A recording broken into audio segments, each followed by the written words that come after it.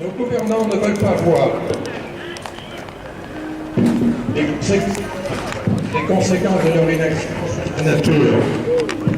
Ces 40 dernières années, 60% des vertébrés ont disparu de la planète. Merci. Je reviens. Ces 30 dernières années, ce sont 400 millions d'oiseaux qui ont disparu en Europe. En parallèle avec la prolifération des pesticides, les abeilles, elles aussi, sont en train de disparaître, en même temps que les statistiques de cancer ont augmenté chez l'homme. L'élevage industriel est responsable de 15% de la pollution atmosphérique et source de déforestation, de souffrance animale et de maladies. Nos gouvernants ne veulent pas entendre ce que disent les organismes chargés d'établir les statistiques. 40% des décès dans le monde sont actuellement liés aux atteintes à l'environnement. Plus de 10 millions de personnes, en particulier la pollution atmosphérique.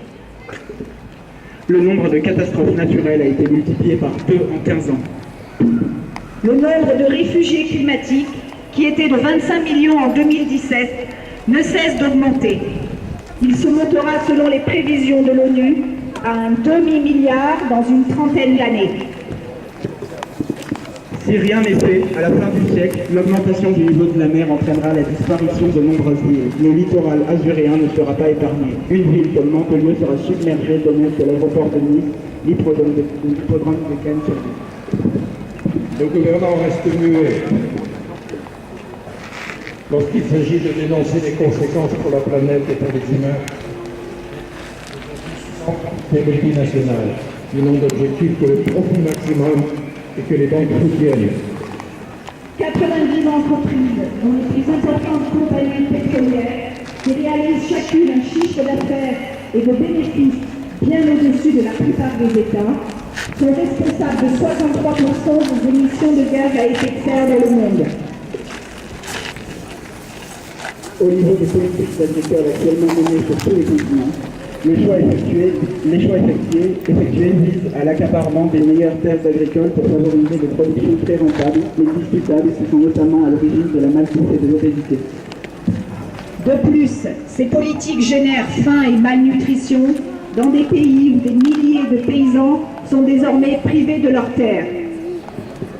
L'accaparement des terres est aussi décidé pour le développement d'activités non agricoles, mais elle est aussi très rentable, comme pour les grandes surfaces commerciales. Le projet Open Sky à Valbonne, pour lequel une pétition est assignée, par exemple. Le temps aujourd'hui nous est compté.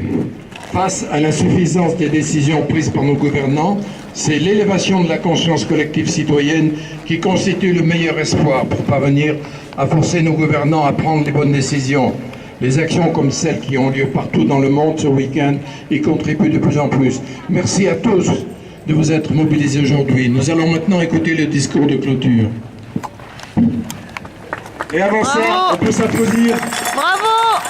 Bravo, bravo, bravo! Merci à tous d'avoir joué, c'était super. On a